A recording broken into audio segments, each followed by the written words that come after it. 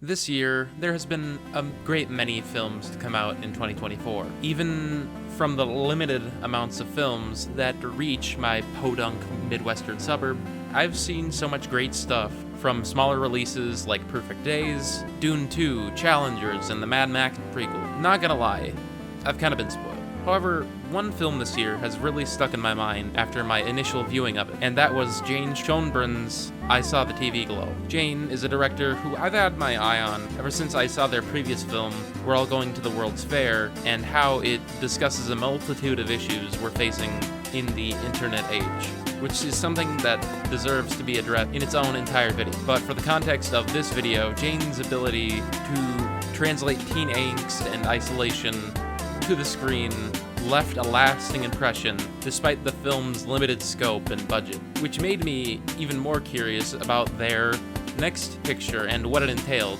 seeing that the budget had increased to $10 million compared to World's Fair's $15,000 and theatrical run I could go to. And so, with that in mind, could the film live up to my expectation? To put it simply, yes it did. I Saw the TV Glow is a beautiful, dread-inducing film that plays on nostalgia, and specifically nostalgia for 90s television and media, to craft a strange reflection on it and the effects it has on us growing up. It follows Owen, played by Justice Smith, and his friend Maddie, Bridget Lundy Payne, as they grow up and become increasingly obsessed with the show, The Pink Opaque, and the universe lurking within it, using tons of bright neon colors to contrast the film's surreal frights and horrific distortions of childhood scares.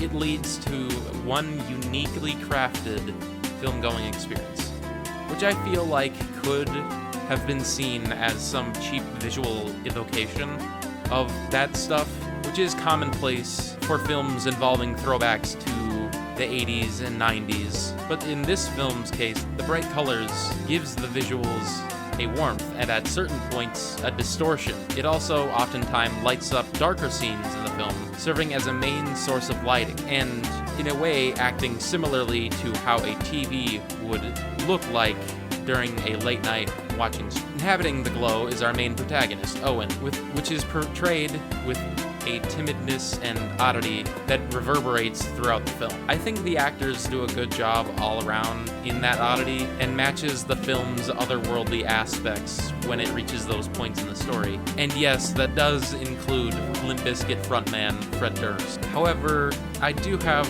one problem with the acting, and no, it's not Fred Durst. For some reason, early on in the film, the line deliveries were super quiet to me. Maybe it was my theater, maybe it was just my old ass being unable to hear it, but during the first few minutes of the film, I had a tough time making out what was actually going on. I do get the hushed vocal deliveries, especially because the main character is obviously timid and introverted, but it took a little bit of time to adjust to that volume. Speaking of sound, holy shit, the soundtrack is great.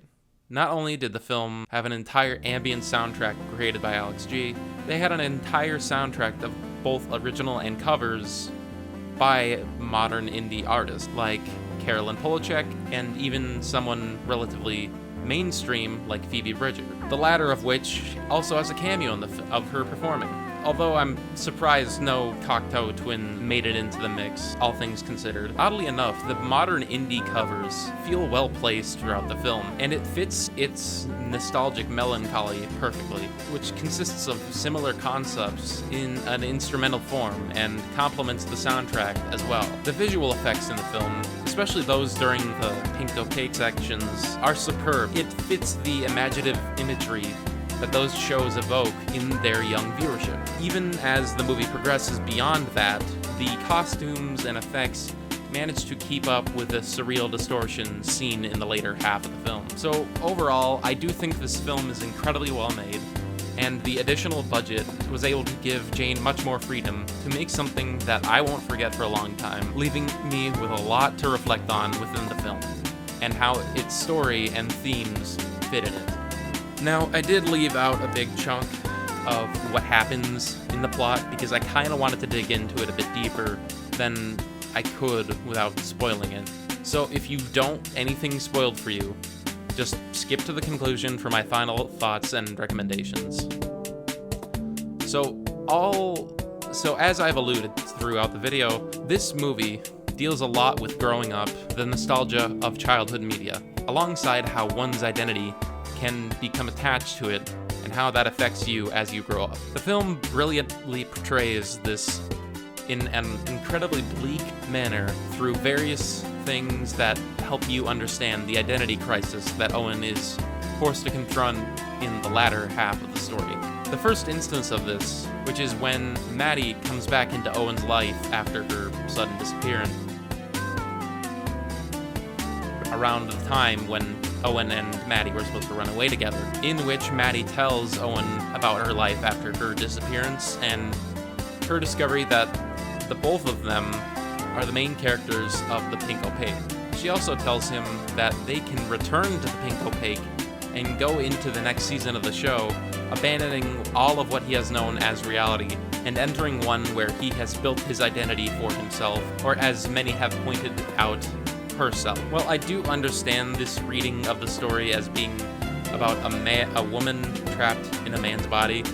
I feel this film speaks more broadly about the idea of identity and how it can be suppressed. That is shown brilliantly in the film, especially in a couple of very horrific sequences. And so when those sequences happen, Owen eventually decides to suppress his identity when he decides not to bury himself alive and entering the world of the Pink Opaque, and chooses to accept the reality he sees and loses the identity he grew up with, leading him to see the world more cynically and the things that he once loved as lame and childish. Which leads to the second instance where this happened, where Owen is significantly older and supposedly having lived his life in a more normal fashion, getting his dad's house, becoming a father, and working at a kid's arcade place.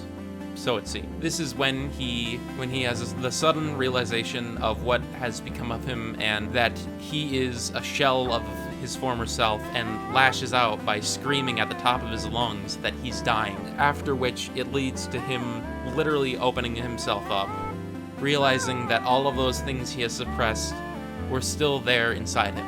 I think that there are a ton of interesting things about this sequence. For one, the age makeup feels like a deliberate attempt to make him look like someone young, but under the cover of age, which may or may not be deliberate, but to me, the choice makes it feel like his younger self is still in there, even under the weight of time, which is, in a way, expanded upon with the scene of him cutting himself open to see the bright neon lights of the Pink Opaque realm, again, showcasing the possibility of returning to it, which I think is a fairly positive reading to these parts of the film, until you realize that the main character chooses to, again, live in fear of being judged, which is displayed in the final shot that has Owen walking through the arcade, apologizing without anyone actually caring that he's doing so.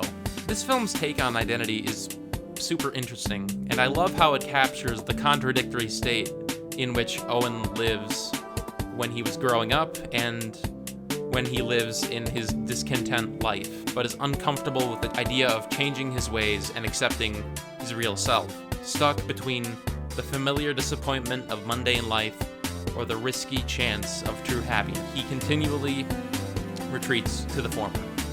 Whether it's running away from Maddie or braving the return of the Pink Opaque, it's all the same, which makes me view this film as a sort of cautionary tale, one about what happens when you deny yourself of your identity or the things that you love, even if you feel like you have grown out of them. Accept them, accept yourself, and don't let the sands of time weigh you down like it did to him. So, with everything I've discussed about this film, I think it's great, and I highly recommend it, especially for anyone looking for a film that will shake you, terrify you, and fill you with a sense of dread. Which means I would not recommend doing what I did and watching this film on your birthday. Yeah, that was fun. I would also recommend it to you to watch Sean Brun's other film, We're All Going to the World's Fair, which I mentioned earlier, because it also delves into similar themes but takes a different direction and fits in with more modern times along with modern problems that exist. Both films have proven to me that Jane Schonben is one of the most interesting directors currently working in the American independent filmmaking scene. It pushes against the stereotype against the horror films produced by A24, runs a lot deeper than the bright candy coating presentation that it has, and it makes for a film that I believe is incredibly thought-provoking and dark, and I hope that you guys check it out. So please do so.